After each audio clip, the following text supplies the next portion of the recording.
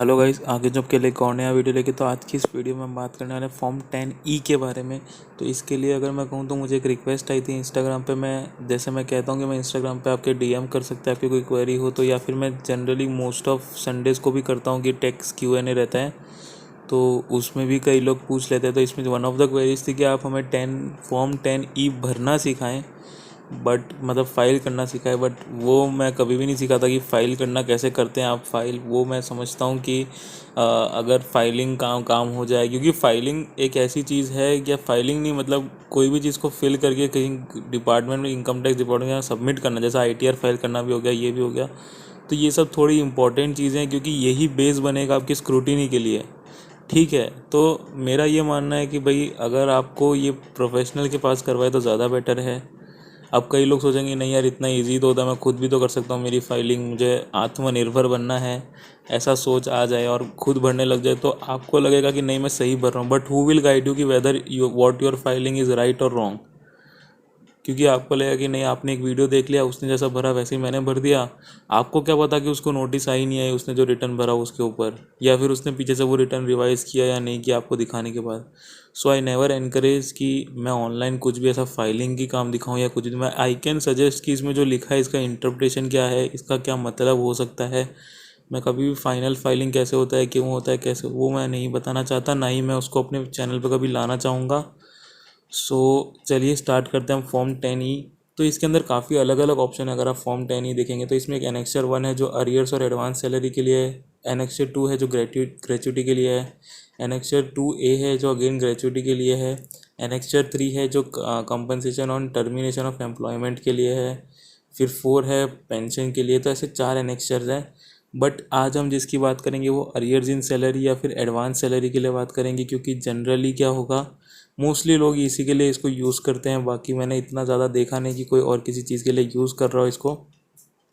तो आज हम बात करेंगे इसी के बारे में। तो ये गवर्न होता है 89 के हिसाब से, आपको रिलीफ मिलती है उसके अंडर ये गवर्न होता है। जैसा आप ऊपर भी देख सकते हैं, form for furnishing particulars of income under section 192(2)(a) for the year ending so and so for claiming relief under section 89(1). तो ये मैं कहना चाहूँगा कि कई लोगों को आइडिया शायद नहीं भी होगा कि अगर क्या होता है, गवर्नमेंट एम्प्लॉयज़ का पे कमीशन के हिसाब से हमेशा जो सैलरी होता है वो इंक्रीज़ होता है। और पे कमीशन जब उसमें बोलते हैं कि ये सैलरी इंक्रीज़ होना चाहिए, तो कई बार वो लोग रेट्रोस्पेक्टिव भी आपको इंक्रीमेंट देते हैं। तो उस केस में क्या होगा कि आपको 17-18 या आपका 18-19 का सैलरी, फाइनेंशियल ईयर का सैलरी भी शायद आपको 19-20 फाइनेंशियल में मिल सकता है। तो उस केस में ये होता है कि फिर उन लोग TDS तो आज की रेट के हिसाब से काटेंगे, बिकॉज जब वो TDS का फॉर्म भर रहे होंगे तो उसमें जो रेट लगेगा वो आज का लग जाएगा, क्योंकि टोटल इनकम आज की बतानी पड़ेगी उस फॉर्म में। और आप पुराने टाइम के फॉर्म्स तो आप भर नहीं सकते। तो इसीलिए वो लोग तो TDS आज के हिसाब से काट लेंगे, और इसीलिए ये सेक्शन बना है 89(1), जिसमें आपको उसका अरियर का बेनिफिट मिल जाए और आप टैक्स पे करें उसी साल के हिसाब से। बिकॉज इनकम टैक्स एक्ट का अगर आप लेवी देखेंगे तो वो यही कहता है कि भाई अगर आपका कोई फ्यूचर ईयर्स में किसी पास्ट की इनकम के ऊपर टैक्स लग रहा है तो उसके अंदर जो रेट लगेगा वो उसी पास्ट की टाइम जो आपका रेट चल रहा था वही लगेगा। तो ये चीज़ है पहली। तो इसीलिए अरियर्स और एडवांस के केस में आपको 89(1) का रिलीफ चाहिए होता है। अब हम बात कर लेते हैं भाई इसमें क्या क्या भरना होता है। Name and address of the employ, because जितना भी आप देखेंगे सब एम्प्लॉय से रिलेटेड है कि आपको सैलरी अरियर में मिल गई, ग्रेचुटी मिल गया, पेंशन मिल गया, तो सब कुछ एम्प्लॉय से रिलेटेड है। इसलिए इधर एम्प्लॉय का नाम और एड्रेस मांगा, परमानेंट अकाउंट नंबर मांगा ऑब्वियसली, और अब तो आधार नंबर भी आ गया तो आप आधार से भी भर सकते हैं। रेसिडेंशियल स्टेटस मांगा है। फिर मांगा है सैलरी रिसीव्ड इन अरियर्स और in advance in accordance with provision of सब रूल 2 ऑफ रूल 21A। मतलब इन शॉर्ट आपको नॉर्मल अपना अरियर्स का सैलरी टोटल या फिर जो एडवांस में आपको सैलरी मिला टोटल उसको इधर लिख देना है। फिर नीचे लिखना है payment in the nature of gratuity in respect of past services extending over a period of 5 years. तो चलिए हम इसको अभी नहीं लेते क्योंकि ये ग्रेच्युटी से रिलेटेड आ गया। ठीक है। फिर नीचे आता है payment in the nature of compensation from the employer और फॉर्मर एम्प्लॉयर और इन कनेक्शन ऑफ टर्मिनेशन। ये टर्मिनेशन रिलेटेड है तो इसको भी हम नहीं भरते अभी के लिए। फिर आ जाता है कि डिटेल्ड, ये सब मतलब पॉइंट 1 में खाली हमको ए ही भरना है। फिर हम वेरीफाई कर देंगे और नीचे आ जाते हैं अब एनेक्सर 1 में, जहाँ मेन डिटेल आपका सारा इन्फॉर्मेशन जाएगा। इसमें पूछा है total income excluding salary received in arrears और एडवांस।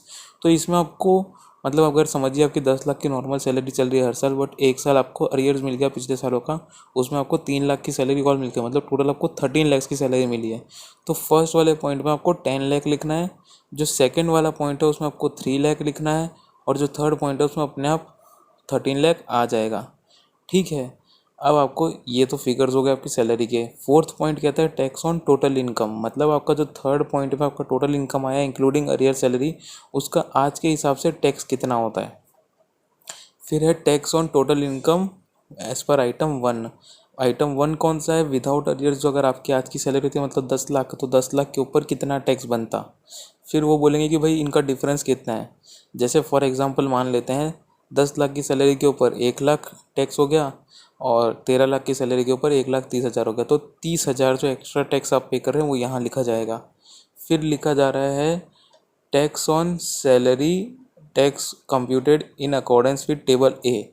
नीचे टेबल ए है वो आपको फिल करना है, जिसके अंदर आपको ईयर वाइज बताना है कि मेरी उस साल टोटल इनकम कितनी थी without arrears, and arrears include करके कितनी इनकम होती, और विदाउट अरियर्स कितना टैक्स है, और अरियर्स के साथ मेरा कितना टैक्स होता, और फिर उसका जो डिफरेंस होगा उतना आपका यहाँ पे आ जाएगा लास्ट कॉलम में, और उसका जो टोटल होगा पूरे डिफरेंस का वो ऊपर आज की रिलीफ में से माइनस हो जाएगा, क्योंकि उतना टैक्स आपको पिछले सालों में पे करना था जो आपने नहीं किया। तो आज जो आपको रिलीफ मिलता 30,000, उसमें से ये माइनस हो जाएगा। जैसे मान लेते हैं आपको एक ही साल का अरियर मिला 18-19 का, तो आप इधर 18-19 लिखेंगे, फिर टेबल ए में 18-19 लिखेंगे, फिर total income of the relevant previous year, मतलब मान लीजिए उस साल आपकी इनकम 7 लाख थी, आपको उस साल का 3 लाख का अरियर्स मिल गया। ठीक है, तो आपने इधर 3 लाख लिख दिया, फिर आपकी टोटल इनकम हुई 10 लाख। अब आप लिखेंगे कि टैक्स 7 लाख पे कितना होता, 10 लाख पे कितना होता, और उसका डिफरेंस कितना होता वो लिख देंगे आप।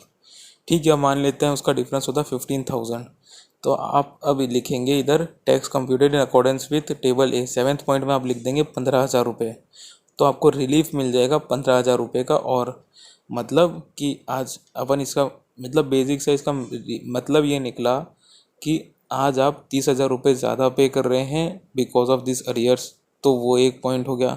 सेकेंड पॉइंट ये हो गया कि अगर ये अरियर्स आपको सही टाइम पे मिला होता तो आप 15,000 रुपये तो टैक्स पे करते ही उस टाइम, तो वो माइनस हो जाएगा, और अब आपको रिलीफ मिल जाएगा 15,000 का। मतलब आज की जो आपकी कैलकुलेशन होगी ना टैक्स की, जैसे आपका TDS आ जाएगा, मान लीजिए किसी ने आपका 1,30,000 उसने TDS काट लिया, तो उसमें से आपको 15,000 तो इसी की वजह से रिफंड मिल जाएगा।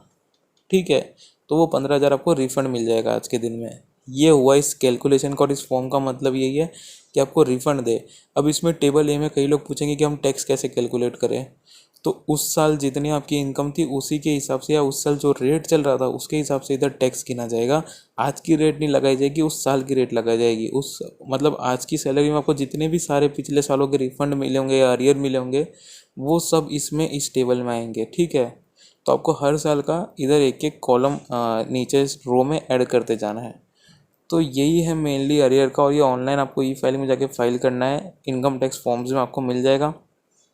ऑनलाइन फाइल कीजिए, पहले इसको फाइल करना और फिर अपना रिटर्न फाइल करना, और उसके अंदर 89(1) का रिलीफ लेना, और वैसे आपको रिफ़ंड मिल जाएगा। सो बस यही था मेनली इस सेक्शन में 89 के अंदर कि आपको रिलीफ कैसे मिलता है। फॉर्म 10 ही भरना इंपॉर्टेंट है, उसके बिना आपको रिलीफ नहीं मिलेगा, और कई लोगों को पता भी नहीं होता कि उनको ऐसा रिलीफ मिल सकता है। ठीक है, तो मेरे हिसाब से इस वीडियो में इतना ही है। अगर आपको कोई असिस्टेंस चाहिए प्रोफेशनल, तो आपको नीचे लिंक मिल जाएगा, आपको रिटर्न फाइलिंग में पूरी प्रोफेशनल असिस्टेंस दी जाएगी। उसमें आपको एक प्रैक्टिसिंग चार्टर्ड अकाउंटेंट आपकी हेल्प करेगा, आपका रिटर्न फाइल करेगा।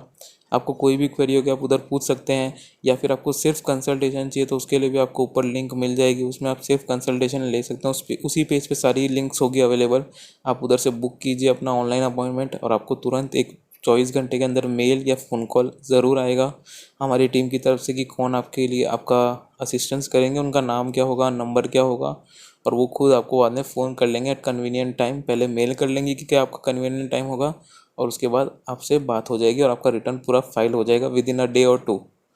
सो बस यही था इस वीडियो में। अगर आपको वीडियो अच्छा लगा प्लीज़ लाइक कीजिए, शेयर कीजिए, सब्सक्राइब कीजिए मेरे चैनल को ऐसे कुछ और वीडियोज़ के लिए। और अगर आपकी कोई क्वेरी हो तो नीचे कमेंट कर सकते हैं, मुझे DM कर सकते हैं या मेल कर सकते हैं। And till the next video, thank you.